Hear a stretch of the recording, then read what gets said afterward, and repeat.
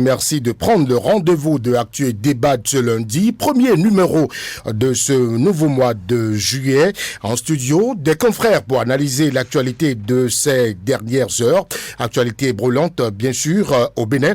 Nous parlerons, entre autres, de l'audience annoncée des deux anciens présidents, Soglo Yayi avec le président Patrice Talon, de la désignation des représentants de l'Assemblée nationale à la haute autorité de l'audiovisuel et de la communication.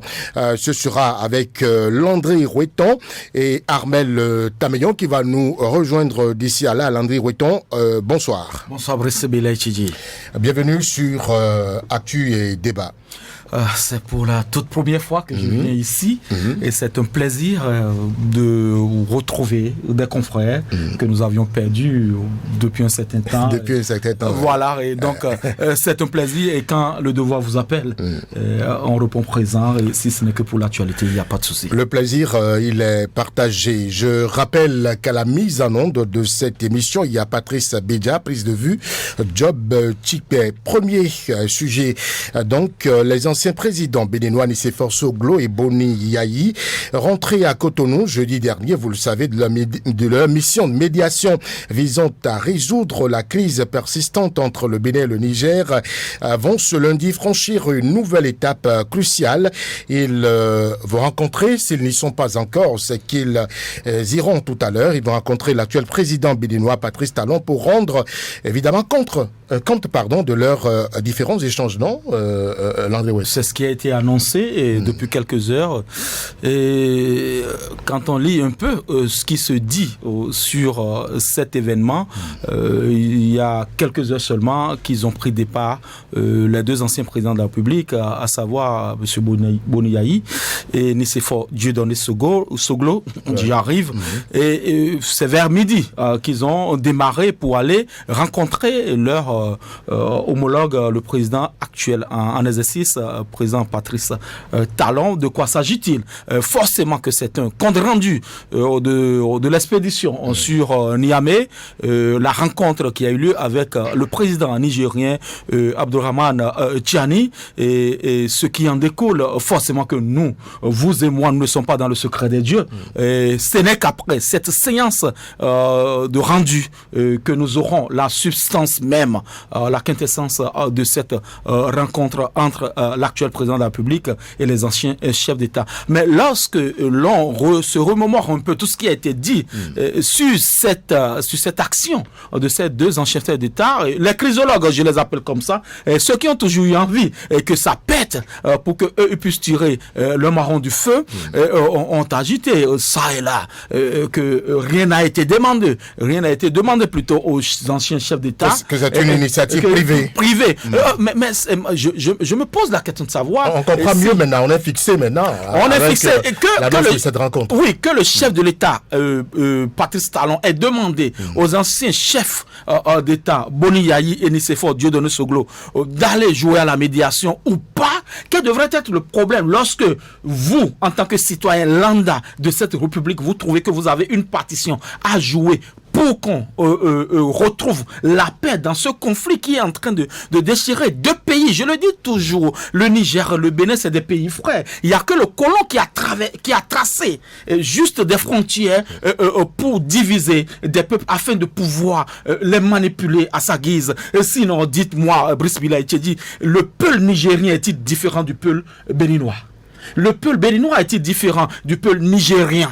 Non, je crois que tout le problème est là. Et lorsqu'on rentre dans le fond même de ce débat, de cette crise qui pour moi me chauffe la bile, comme je le dis et souvent, je ne sais pas pourquoi est-ce qu'on est là à se tirer entre les pattes alors que nous avons de réels problèmes de développement. Vous me direz que là n'est pas encore le débat. Le débat, justement, parce que ce qui a gêné un peu, c'est que on sait que les deux sont anciens présidents.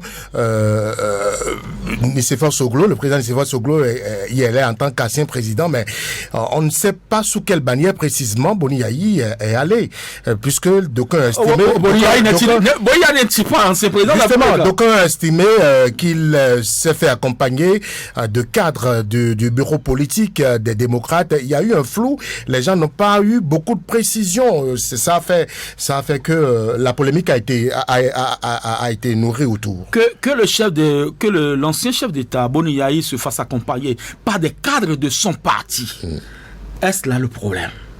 Est-ce que c'est parce que nous ne partageons pas la même vision que lorsqu'il s'agit d'aller défendre les intérêts de notre pays, on doit pouvoir trouver des poux sur la calvitie? Moi, je trouve que c'est d'abord ceux qui veulent qu'on maintienne ces crises, qui trouvent toujours des choses à dire. Moi, je dis, lorsque je suis en palabre, excusez-moi, dans les terre à terre, avec mon voisin, et que vous venez avec un ami que je ne gobe pas, je le dis comme ça, pour aller régler cette crise. Quel est le problème qu'il devrait y avoir normalement? Je crois que on devrait pouvoir ramener la balle à terre et pouvoir situer les responsabilités et savoir où se trouve le réel problème.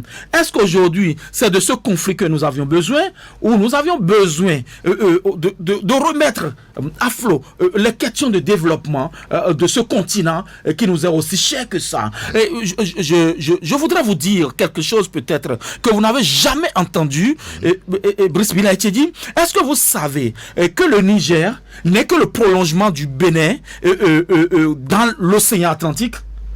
Oui, il y a beaucoup qui ne savent pas. Et donc, le Niger a besoin du Bénin, le Bénin a besoin du Niger. Quoi qu'on dise, on ne pourra pas se départir l'un de l'autre. Et donc, je crois que les questions diplomatiques, on les laisse aux diplomates. Les questions de relations et de coopération, on doit pouvoir les mettre sur tapis. Qu'est-ce qui aujourd'hui divise le Bénin et le Niger? Je crois que dans la démarche, on ne devrait pas en vouloir au président Boni Yayi, on ne devrait pas en vouloir au président Nicéphore Dieudonné Soglo, que le président Yayi Boni, je le dis comme ça, ce n'est pas pour jeter de l'opprobre sur cette délégation plutôt, que le président Boni Yayi y aille, même avec des chiens. Quel est le problème? On veut juste que le problème soit réglé d'une façon ou d'une autre. Et donc, je crois que le chef de l'État, Boni Yayi, a joué sa partition. Le président Soglo a joué sa partition. Et juste après cette rencontre avec le chef de l'État, le président Patrice Talon, on doit pouvoir nous dire réellement qu'est-ce qui ressort de cette rencontre qui a eu. Qu'est-ce que justement on peut en attendre? On peut en attendre tout ce Parce que les regards sont tournés vers la présidence de la République. Oui, tout ce que nous souhaitons ici, Brice Bilaïti, nous n'allons pas attiser le feu, nous n'allons pas jouer au chrysologue. Nous allons juste demander à ce que des pays frères puissent allumer le calumet de la paix afin que nous puissions continuer à vivre comme des pays frères. Tout au-delà de ce principe ne sera que vanité. Alors, Armel Tameyon nous a rejoint. Armel Taillon, pardon. Bonsoir. Bonsoir, Miss Bélier. Bienvenue dans Actu et Débat de ce soir. Alors, les anciens présidents Nicéphore Dieudonné Soglo et Boni Yayi, vous le savez, se sont investis dans la résolution de la crise Bénin-Niger. Ils ont laissé beaucoup de Béninois sur leur faim en restant silencieux suite à leur récente médiation. Et ils vont être reçus par le président Talon ce lundi. Qu'est-ce que vous, en tant que citoyen, vous attendez de cette rencontre?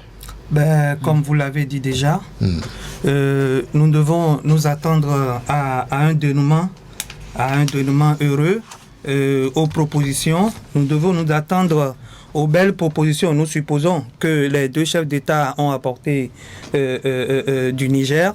Nous sommes déjà heureux. Nous sommes déjà heureux que le président nigérien s'est ouvert déjà à cette approche.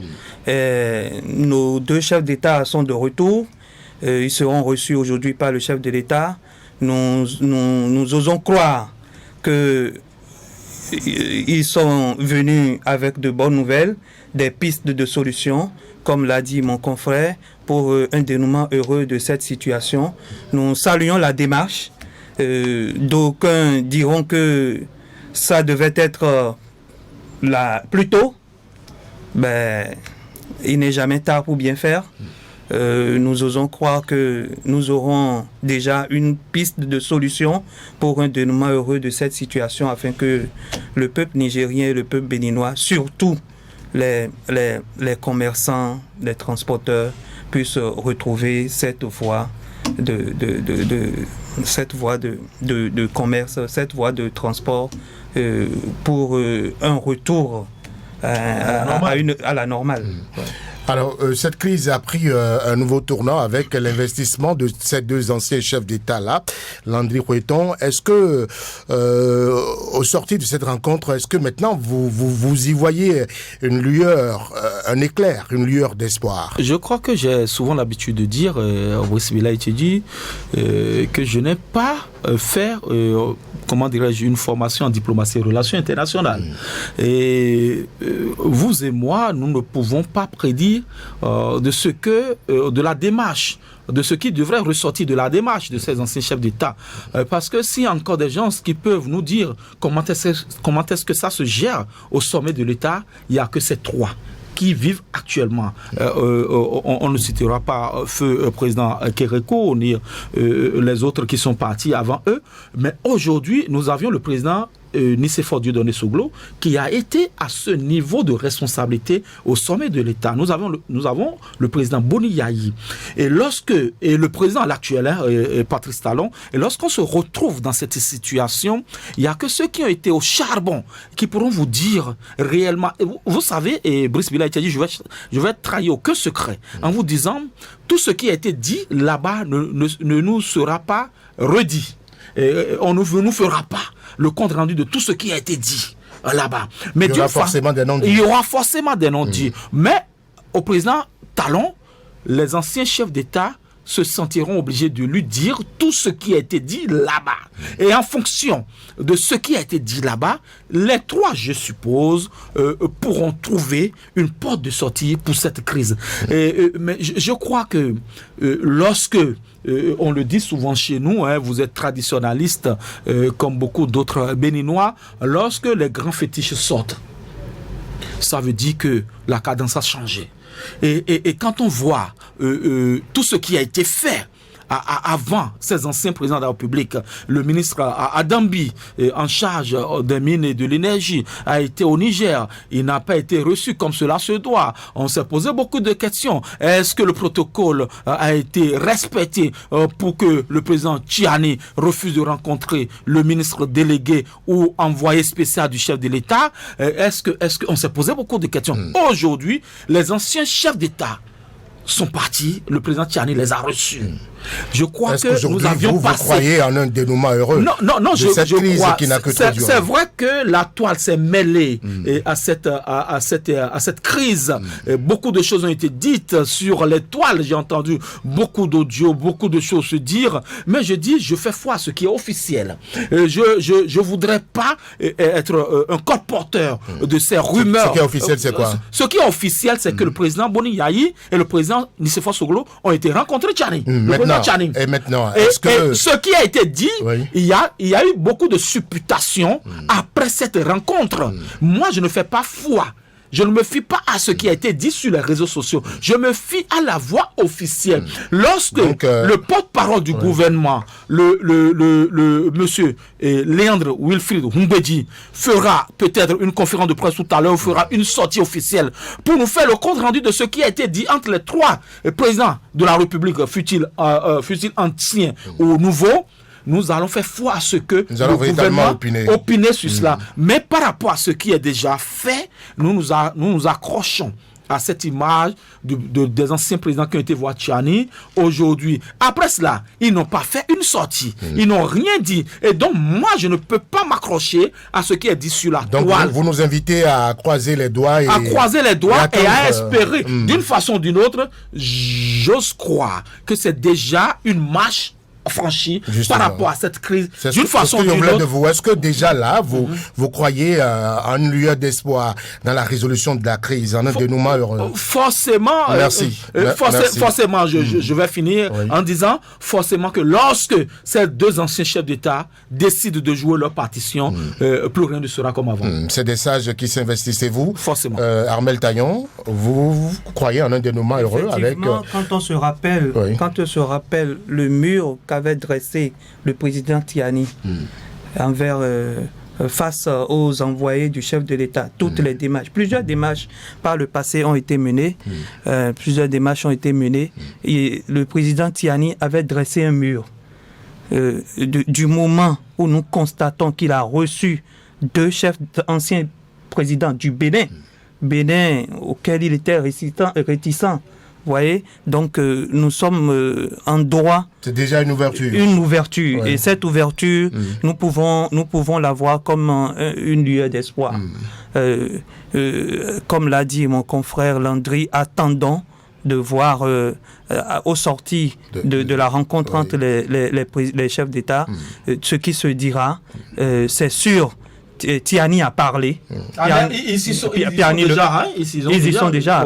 Tiani a parlé. Tiani ne parlait pas. C'est sûr, il a eu à parler maintenant au chef de l'État. Talon sera mis au courant de ce qu'il veut. Les deux parties trouveront peut-être, comme l'a dit à la fin, peut-être que nos deux anciens chefs d'État ou Tiani acceptera maintenant recevoir l'envoyé du chef de l'État ou autre. Ou peut-être même le président lui-même. Ou le président lui-même. En tout cas, nous sommes en droit de croire qu'il y a une lueur d'espoir. La crise qui n'a fait que trop durer, nous qui attendons déjà qu'il y ait la paix entre les deux peuples, donc c'est cette attente qui nous fait croire que il peut y avoir une lueur d'espoir. Vous avez dit le président Tiani a parlé maintenant. Le compte rendu sera fait au président Patrice Talon. Je reste avec vous, Armel Taillon. L'autre problème, c'est que fera le président Patrice Talon des recommandations des anciens présidents de la République? Je crois le président patron très diplomatique. Et au regard de toutes les démarches, de toutes les ouvertures que lui-même a menées, je crois qu'il sera ouvert.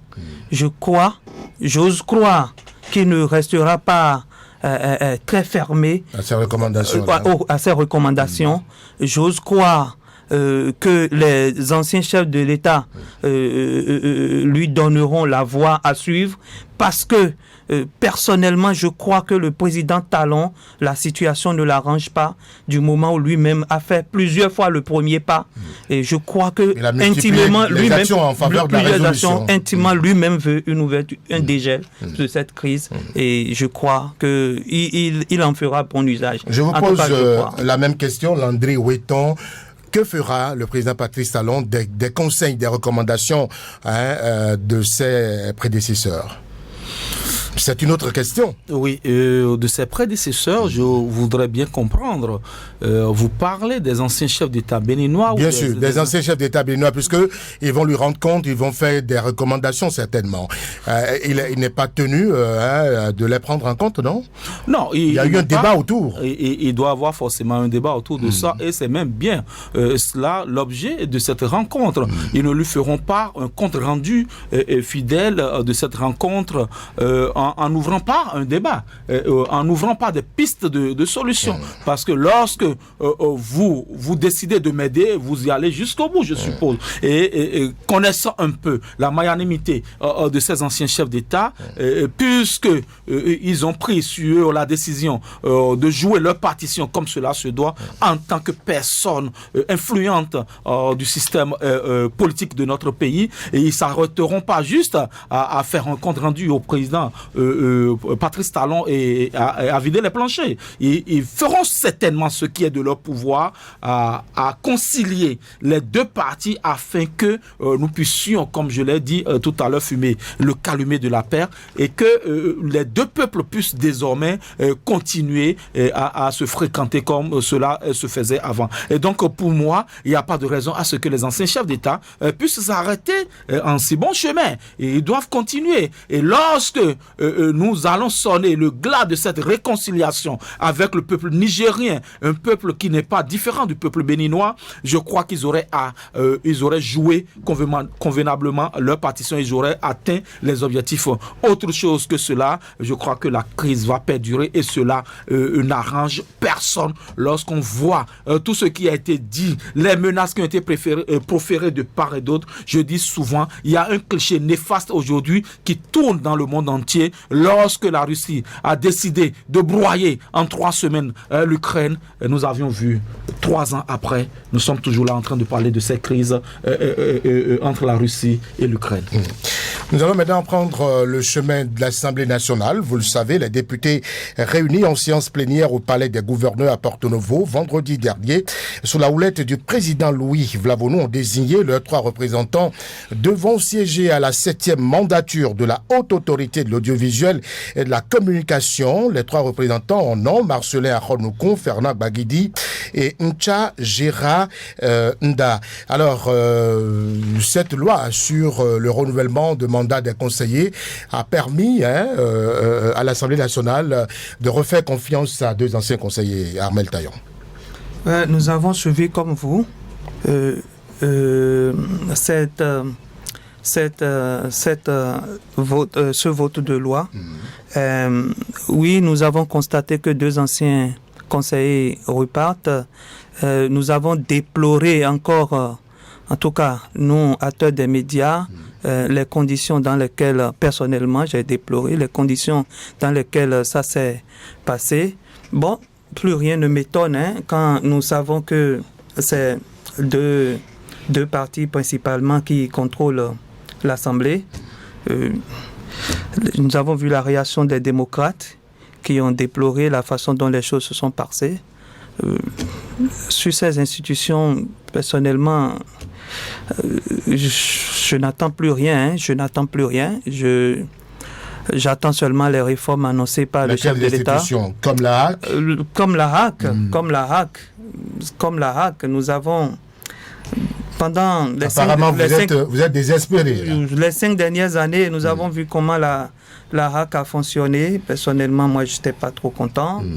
Quand nous voyons maintenant que des institutions, parmi même les élus de la corporation, une personne est repartie.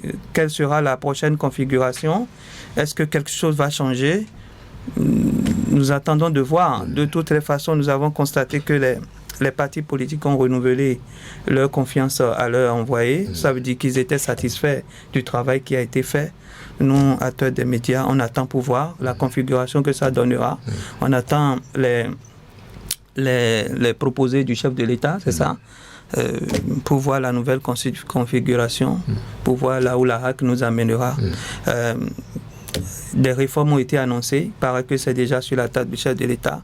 C'est vrai que le vote de loi dans notre secteur est très important. Nous avons... Quels sont les différents éléments? A-t-on changé beaucoup de choses? Je n'ai pas encore vu le contenu. A-t-on changé des choses? Mais si les choses sont restées telles quelles, nous attendons seulement, puisque l'institution, vous allez m'excuser, mais bon, cette institution étant contrôlée par les politiques, des représentants de la même... nos envoyés, nos élus n'ont pas droit de citer dans la nouvelle configuration. Nous attendons ce que le chef de l'État va proposer pour voir si quelque chose va changer. Connaissant la façon dont le chef de l'État fonctionne, peut-être que les mêmes seront reconduits quand il n'est pas trop adepte du changement dans ces nominations. Si Moretti revient, d'ailleurs, si les 2 conseillers dont vous parlez viennent des mêmes partis qui sont de la mouvance, qu'est-ce qu'on peut espérer si le chef de l'État va encore changer aussi, lui, ses envoyés? On attend de voir. Landry Ouetton, vous avez suivi la liste issue de cette nomination, de cette désignation des représentants de l'Assemblée nationale à la Haute Autorité de l'Audiovisuel et de la Communication. 2 conseillers ont vu la confiance de l'Assemblée nationale renouvelée. Grâce à cette loi qui a été votée pour autoriser un second mandat au Conseil de la HAC. vous avez compris mon soupir. Je resterai dans la même dynamique que Armel. C'est vrai que c'est vous qui aviez la police des débats ici. J'aurais voulu bien vous reposer cette question. Mais malheureusement, je me dois de répondre à cela. Et je suis perplexe. J'emprunte votre mot pour le dire. Vous avez compris que la fougue avec laquelle j'animais ce a baissé d'un ton, d'un cran, et vous aurez compris un peu mon amertume. Mais bon, voilà, c'est la hack. On se doit de l'accepter. On se doit de ne pas forcément rejeter ce qui a été fait, même si dans l'âme, on n'est pas d'accord. On va revenir sur... On va s'essayer tout à l'heure à un petit bilan de cette mandature. Mais avant, je voudrais que vous vous prononcez sur cette nomination, sur cette liste des 3 représentants issus de l'Assemblée nationale. Il n'y a forcément rien qui étonne. On devrait pouvoir s'y attendre lorsqu'on connaît un peu le mécanisme de choix au niveau de l'Assemblée nationale. On comprend maintenant pourquoi cette loi organique a été retouchée d'une façon ou d'une autre. On se dit, on a fait tout un bataclan de débats autour de cette histoire au sein de notre corporation, pensant que c'était notre corporation qui était... Mais on a compris maintenant quelles sont les visées du politique dans ce qui devrait être forcément notre chasse gardée. Lorsque sur 9 conseillers, la corporation n'a que 3 à élire, pas à désigner, 3 à élire, avec tout ce que cela a amené comme grabuge et dommages collatéraux, et que en une nuit seulement, qu'on désigne 3 de l'Assemblée et 3 bientôt qui vont sortir des arcanes de la présidence de la République pour venir nous imposer comment est-ce que nous devrons respirer dans cette corporation. Excusez-moi, Brice Bilaïtedi, je voudrais pas être agréable, mais je me garde parce que Radio Cotonou, c'est une radio qui se respecte. Ce débat se fera en off lorsqu'on se retrouvera entre confrères, entre gens éclairés sur ce type de questions. Mais je crois que il va falloir, et c'est cela la mission de ceux-là qui aujourd'hui ont été élus pour représenter la corporation. Ils doivent pouvoir faire du lobbying à nous changer cette loi, à nous changer cette façon de faire qui nous opprime. Parce que lorsque vous regardez un peu toutes les institutions, dans toutes les institutions, lorsque vous prenez le Conseil national du patronat, aujourd'hui la presse n'est plus représentée, alors que nous avions des patrons de presse qui paient les impôts comme toute autre entreprise, mais qui n'ont pas voix au chapitre, qui ne peuvent pas dire comment est-ce que nous souffrons. Vous êtes journaliste, moi je suis patron de presse. Aujourd'hui, je souffre énormément. Vous ne pouvez pas comprendre jusqu'où l'adrénaline monte pour moi lorsque je dois pouvoir m'exposer sur cette question. Et donc je crois que, et c'est dans tout, au comptoir, comment dirais-je, j'oublie un peu cette appellation, le Bureau des droits de l'homme, le CDBH, la commission béninoise, voilà. Les journalistes sont sortis de cette commission. Et dans toutes les institutions de la République, il n'y a plus aucun représentant des journalistes, si ce n'est pas la RAC. Et même la RAC, cette RAC, voilà ce qu'on en fait. Et écoutez, on ne peut pas retourner le fusil contre nous-mêmes. Lorsqu'il s'agit de ce débat, permettez que nous ne soyons pas de ce côté-là et que nous puissions dire réellement ce qui se passe. Nous souffrons dans ce pays. Et on espère. Et je voudrais mettre un bémol à ma, je dirais pas la rage, parce que ce n'est pas un thème qui est approprié lorsqu'on est dans un débat sérieux. Mais mon courroux, je le dirais comme ça, ma colère, et je mettrai un bémol en disant qu'on espère bien, ce n'est pas une injonction, que le chef de l'État sera regardant sur le rapport qui lui a été déposé sur sa table et qu'il fera en sorte à ce que cette presse qui a perdu ces lettres de noblesse puissent se retrouver dans son rôle. Il y en a qui disent 4e pouvoir. Il n'y a aucune constitution qui nous a conféré un pouvoir dans ce pays. Est-ce que vous êtes d'avis avec Armel que c'est peut-être que ces 2 conseillers ont véritablement bien rempli leur mission? Peut-être il a dit qu'ils ont vu leur mandat a été renouvelé. Laquelle mission a été bien accomplie? Laquelle mission a été bien accomplie. La mandature a été, la mission a été quand même renouvelée à celle de conseiller. Bravo, bingo. Pour ceux-là qui ont été reconduits, si vous pensez que cette mission a été, je crois que, comme le dirait l'autre, Brice Bilaïtjedji, la comédie qui Dieu ne fait pas rire. Il faut qu'on arrête de nous distraire avec ce que nous voyons là. Il s'agit de nous, il s'agit de notre vie. Moi, je n'ai pas appris un autre métier à part la presse. Et vous-même, vous n'avez rien appris d'autre à part la presse. On se côtoie depuis plus de 30 ans dans ce métier. Vous n'avez rien appris d'autre après. On ne peut pas accepter que l'on s'aborde ce métier-là pour suivre des hôtels de considération. Non, écoutez, vous auriez aimé que les choses changent véritablement. Brice Bilaïtjedji, j'aurais voulu qu'on passe à autre sujet parce que là, on risque de dégamer, comme le dirait l'autre, sur ce sujet par rapport à ce débat qui plus ou moins vous parliez à l'instant de mots de désignation sur lequel vous n'avez pas été trop d'accord. Vous auriez aimé quoi? Nous aurons aimé un changement. Un changement, peut-être l'entrée d'un député de l'opposition. Très franchement. Landry l'a dit tout à l'heure, nous comprenons pourquoi cette loi avait été modifiée. C'est pour permettre à leurs amis, entre griffes, de repartir. Peut-être qu'ils ne seront pas réélus députés et c'est pour leur permettre de rester toujours à leur poste. Oui, je comprends la colère de Landry. Je comprends parfaitement. J'épouse cette colère. Et vous m'avez trouvé défaitiste tout à l'heure. Oui, moi, je n'attends plus rien. Du moment où nous savons comment... Vous demandez à Landry si... Est-ce que ces deux conseillers ont rempli leur mission? C'est pourquoi on a... Oui, ils ont rempli leur mission. Ils ont rempli leur mission de musellement de la presse. Musellement de la presse. Bien sûr. Ils ont rempli leur mission. Vous avez dit, on parlera de bilan tout à l'heure. Cette RAC qui est passée, il y a quel bilan? Il y a quel bilan avec des fermetures d'organes? Il y a quel bilan avec la précarité toujours dans le métier? Il y a quel bilan à faire la mandature Moretti? Il y a pas... Bon, donc pour moi, ils ont rempli leur mission que leurs pères leur ont confiée. Pas la mission qu'attendent les journalistes. Donc, j'aurais aimé que les choses changent. J'aurais aimé qu'il y ait une ouverture. J'aurais aimé un renouvellement. Donc, c'était à dessein, cette retouche-là. Donc, j'ai observé, comme tout le monde, ce qui s'est passé. C'est un jeu.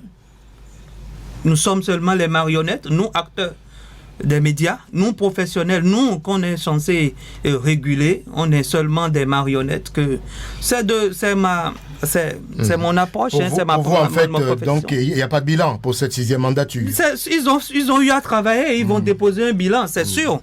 C'est sûr, je ne suis pas de cet organe à juger ou je ne suis pas à la place du chef de l'État. Quel est le regard que vous jetez sur la 6e mandature là? Cette mandature qui est finissante, puisqu'elle court encore, non? Quelques jours. Cette mandature a accompli la mission que le chef de l'État lui a confiée. Elle n'a pas su atteindre les objectifs qu'attendaient les acteurs des médias. Très sincèrement, rien n'a changé. Au contraire, pour moi, rien n'a changé. Au contraire, la corporation est à terre.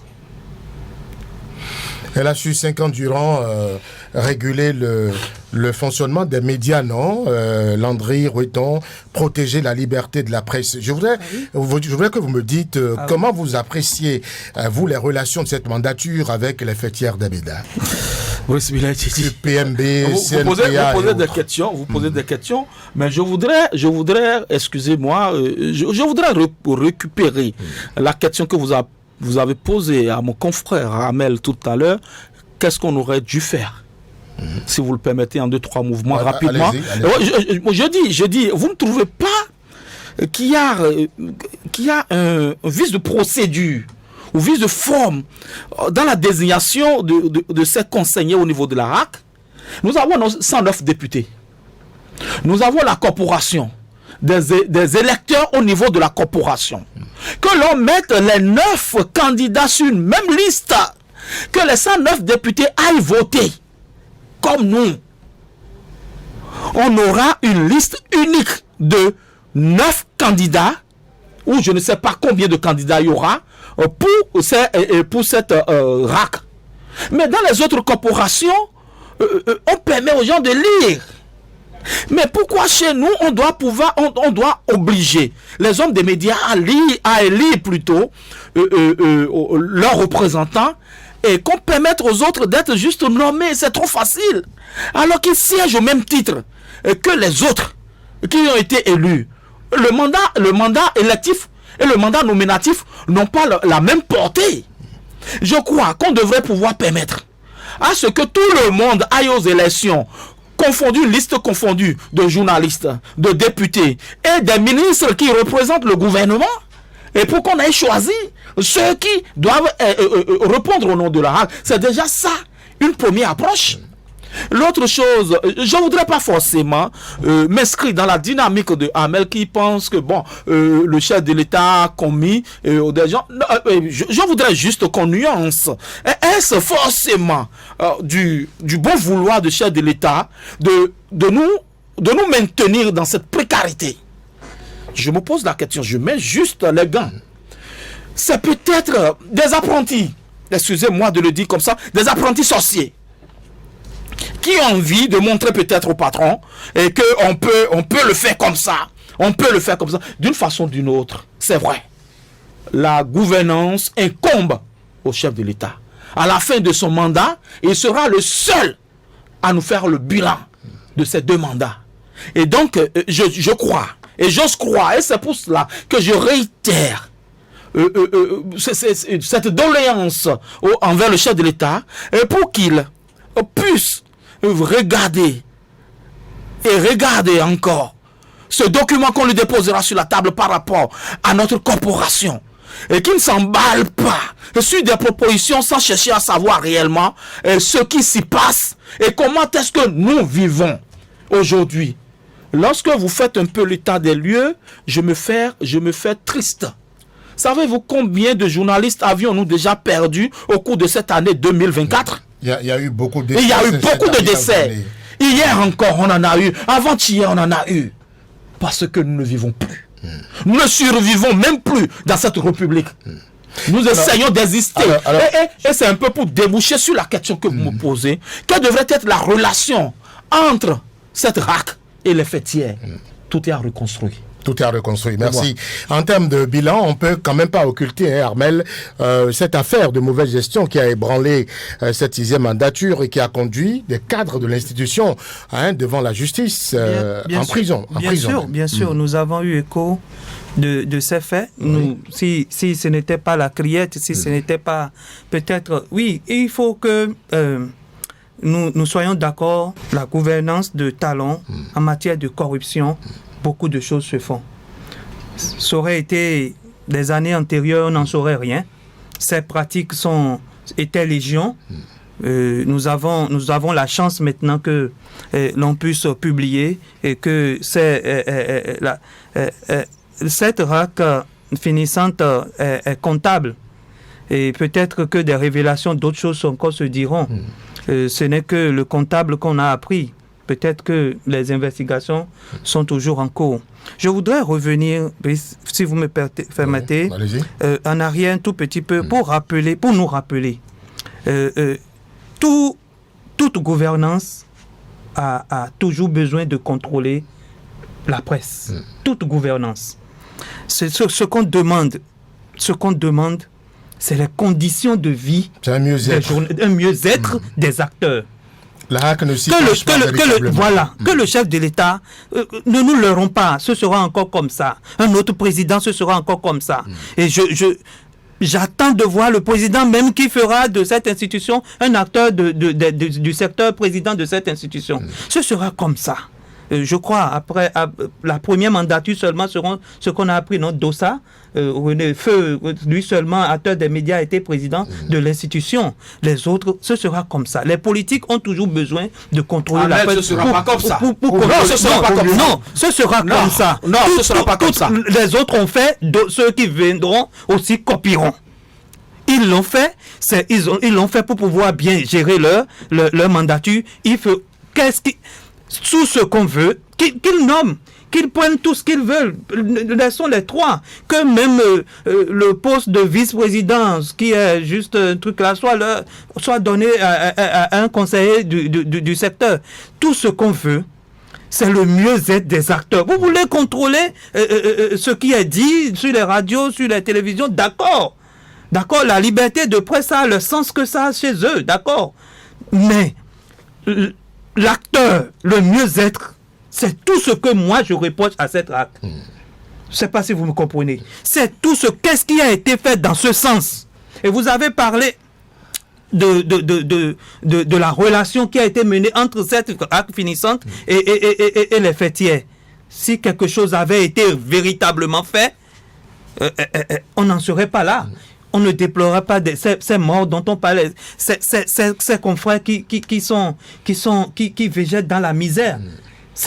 La misère. Dans la misère. Vous savez le thème que les gens ont trouvé pour nous caricaturer, le misérabilisme.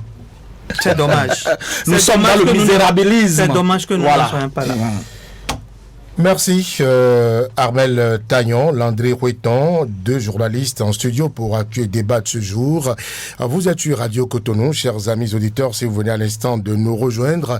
Nous allons à présent changer, j'allais dire, de couloir pour aborder le troisième sujet. 74 migrants béninois ont été rapatriés de la Libye et sont arrivés jeudi dernier seulement à l'aéroport international Cardinal Bernardin Ganti de Cotonou, initiative rendue possible grâce à la collaboration entre le bureau de l'Organisation internationale de la migration et le gouvernement béninois.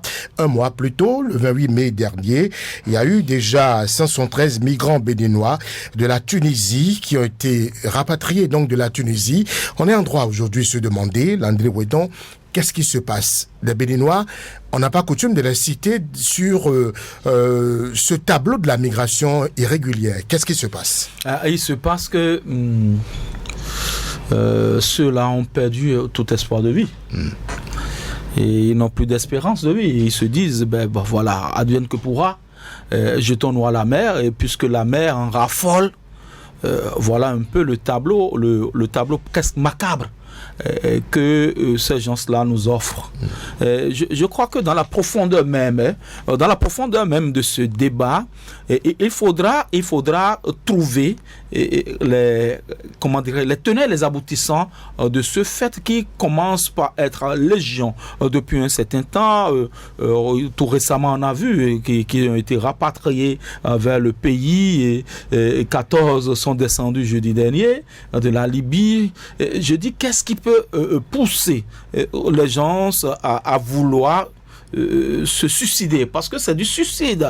Lorsque moi je décide d'aller aux États-Unis, en France, je prends le couloir normal des choses. Je ne vais pas injecter de l'argent dans la mer, parce que, écoutez, lorsque une expédition comme ça se prépare, c'est d'abord de l'argent. C'est un capital. Il y en a qui vendent même tout ce qu'ils ont pour tenter cette aventure, sachant très bien d'argent, beaucoup d'argent.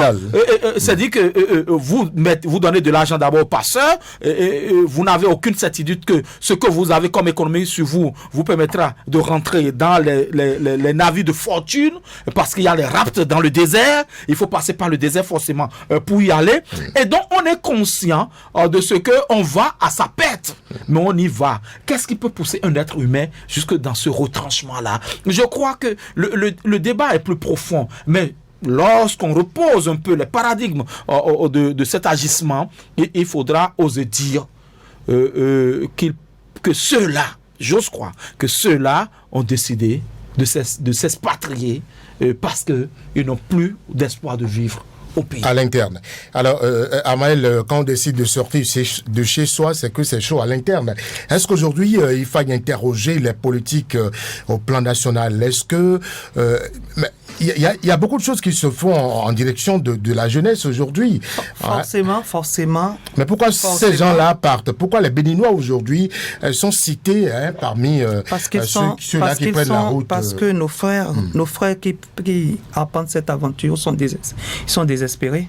Malgré ce qui se fait. Malgré ce qui se fait, ils ne se sentent pas concernés. Lorsque j'ai appris depuis le mois de mai, des Béninois sont cités dans dans cette aventure, je me suis demandé où est passée la fierté béninoise. Vous avez dit tantôt, on n'a pas coutume d'entendre le nom des Béninois sur ce tableau d'immigration irrégulière. Je me demande où est passée la fierté béninoise. Le Béninois, avant, faisait tout pour rester chez lui, trouvait les solutions, était résilient. Ça veut dire que si on dépasse l'étape de résilience, c'est déplorable. Ils n'ont plus confiance en leur pays. Ils n'ont plus confiance aux opportunités dans leur pays. Pour eux, il n'y en a plus. Et il faille vraiment appenter cette aventure. C'est dommage. C'est vraiment dommage puisque c'est le saut vers l'inconnu. Advienne que pourra. Et pourtant, c'est beaucoup d'argent. C'est ce que je n'ai pas compris. C'est pourquoi, vous l'avez dit, il faut interroger les politiques sur l'impact réel de ce que se fait. Vous l'avez dit, beaucoup de choses se font. L'impact réel de ce qui est divulgué, ce qui est communiqué, l'impact réel de toutes ces politiques envers la jeunesse. Quel est l'impact réel de ce qui se fait? Voilà là où nous en sommes. Nous sommes heureux. Nous sommes heureux déjà que le gouvernement prenne sur lui de les rapatrier. Qu'ils acceptent d'abord de rentrer. Voilà, qu'ils acceptent de rentrer. Ils ont le choix. Non, eux n'ont plus le choix. Pas le choix. Mais le gouvernement, il faut féliciter le gouvernement de les rapatrier. Parce que beaucoup de personnes, moi, pendant longtemps, j'étais spécialiste de cette région-là. Beaucoup de citoyens des pays appellent leur gouvernement qui ne les voit pas. Qui ne les voient pas et les laissent à leur propre sort dans ces pays-là. Parce que ce qu'on apprend véritablement la Libye, vous allez m'excuser, pas plus tard qu'hier, oui, mais sur l'ORTB, ou ce matin, je ne sais pas, le Libyen, vous m'excusez, c'est un fait, c'est une réalité, le Libyen n'aime pas le noir. C'est ce que j'ai appris. Le Libyen, je ne suis pas allé, mais le Libyen, selon les récits, selon ce qui se dit, le Libyen n'aime pas il souffre de ses frères. Ils souffrent véritablement. Ils ne sont pas considérés comme des êtres humains. Pourtant, ils y vont. Ils ne savaient pas. C'est le saut dans l'inconnu comme ça. Je ne sais pas comment est né. C'est né peut-être depuis, mais je ne sais pas depuis quand le Béninois a choisi aussi ce chemin. Est-ce d'autres qui ont réussi à les convaincre, ou c'est ce qui se dit dans les pays limitrophes, où les citoyens des pays limitrophes réussissent, qu'ils en viennent à cette dernière solution, c'est dommage. Les politiques doivent se demander ce qui se passe, trouver la solution, leur trouver une insertion, parce que on ne sait pas s'ils vont repartir. Une réinsertion qui repartent, c'est à leur risque et péril. D'autres repartiront certainement. Il faut réorienter ces politiques envers la jeunesse. Il urge de réorienter afin d'avoir un impact réel sur la jeunesse béninoise. De mesurer véritablement les impacts. Moi, je crois que au-delà de ce que l'on peut reprocher à cette politique, à ce que l'on peut reprocher au système de gouvernance, il y a que l'on doit pouvoir situer aussi les responsabilités. Pour moi, c'est un acte, comment dirais-je, c'est du fatalisme que de croire. Pourquoi vous et moi, qui souffrons ce que nous souffrons dans ce pays, n'avions pas décidé de partir pour cette aventure. Je crois que ceux qui décident de partir, c'est simplement parce que ils pensent que de l'autre côté plutôt, il y a l'Eldorado et qu'on peut se mettre en plein les poches et machin et refuser de travailler la terre ici, de refuser de concourir, de refuser d'accepter les différents projets. Lorsqu'on regarde aujourd'hui ce que pas le chef de l'État, ce que le gouvernement du président Patrice Talon fait, il faut oser le dire quand c'est bon, il faut oser le dire que c'est bon. Avec le programme GDZ. Est-ce que ça impacte véritablement les gens? Est-ce que les gens continuent de partir?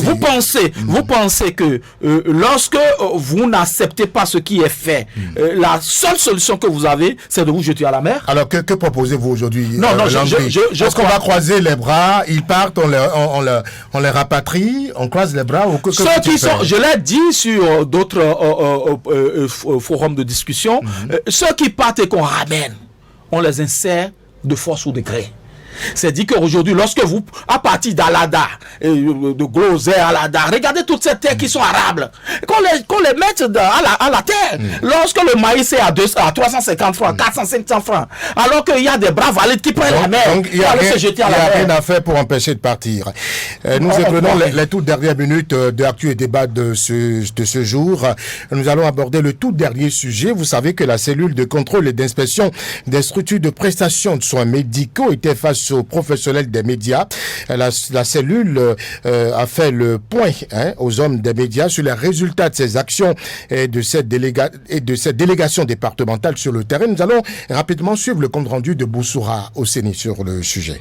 Les autorités de régulation du secteur de la santé ont contrôlé le respect des normes dans 336 formations sanitaires dans les différentes communes du Bénin. À l'issue de l'opération, des cas de décès ont été signalés par des plaignants dans différentes communes, dont les 111 maternités dans la zone sanitaire d'Alada, Tofozé et Abomey-Calavi. Outre les cas d'incompétence, de mauvaises pratiques dans le secteur public, l'opération de contrôle a permis de recenser des centres de santé qui exercent dans l'illégalité. Une pratique qui pourrait engendrer la fermeture de ces établissements de santé illégaux, a expliqué Blaise Aivi, coordonnateur de la cellule de contrôle d'inspection des structures de prestation de soins médicaux, lors du point de presse. Nous avons investigué 6 événements indésirables graves qui ont été signalés à plainte au ministre de la Santé et qui malheureusement ont conduit à des décès.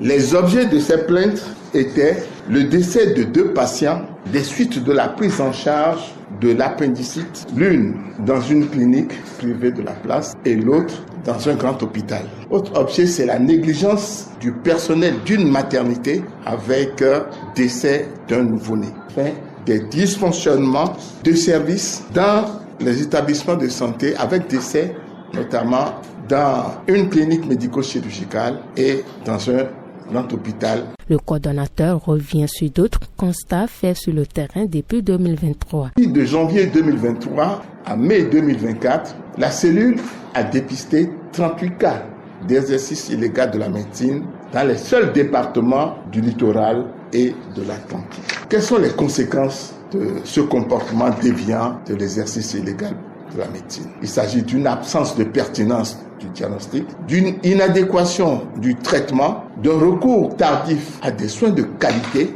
d'un coût de soins plus élevé, parfois des séquelles physiques ou psychomotrices ou des décès que nous déplorons. Nous voudrions rappeler que la médecine est un art au service du malade. Elle permet de prévenir les maladies et de les soigner, a-t-il conclu. Merci à Boussoura au CENI. La cellule, vous l'avez suivi, la cellule de contrôle et d'inspection a constaté sur le terrain 38 cas d'exercice illégal de médecine dans les seuls départements de l'Atlantique et du littoral. Armel, ça donne des frissons. Pourquoi le phénomène à la peau dure? Parce que ce n'est pas la première fois que la cellule fait ce constat et ferme des centres de santé illégaux. C'est vrai, c'est vrai. Si cette cellule n'avait pas existé, il fallait la créer. C'est déplorable. Ce phénomène perdure. Ce phénomène perdure. Les actions de cette cellule sont à saluer parce que rien ne vaut la vie. Rien ne vaut la vie. Et c'est du ressort quand même du même gouvernement de rapprocher de plus en plus les centres de santé des populations, parce que s'il faut situer les responsabilités, est-ce qu'il faut condamner les populations qui vont là-bas ou l'infirmier qui installe ces centres de cabinet dans des régions reculées? Il faut encore éduquer la population de se diriger vers les centres appropriés, épingler vraiment ces types de centres afin que ça puisse comment le citoyen lambda va faire la différence entre centre légal et illégal? Landry Ouetton. Non, je crois que cela est du ressort des autorités. Lorsque moi je suis souffrant et que je vois un centre, je me dis ce centre est agréé pour me donner les premiers soins. Et donc, lorsque tout à l'heure vous vous offusquez d'entendre 38 centres, je crois qu'ils doivent repartir sur le terrain parce que du littoral dans l'Atlantique, du littoral atlantique, il y en a plus, vous voulez dire. Je crois qu'il doit en avoir plus. Et c'est ce travail de salubrité qui doit faire. Êtes-vous sûr que ces gens-là ne combinent pas avec avec des gens autorisés, des officiels sur le terrain. Vous et moi, on ne peut pas se targuer, on ne peut pas se lever pour ouvrir, par exemple, un centre de santé. Non, je crois que par rapport à cette question, la cellule d'investigation de Radio Cotonou devra se saisir de ce dossier et devra pouvoir nous faire un retour par rapport à ce reportage. Merci Landry Ouetton. Je rappelle que vous êtes journaliste avec Armel Tagnon, journaliste également dans ce studio pour le tout premier numéro de Actu et Débat de ce nouveau mois de juillet. Merci d'être passé. Merci de m'accueillir. À la mise en onde, il y avait Patrice Bédia, prise de vue, Job Chikpe. Merci, chers amis auditeurs, de nous avoir suivis.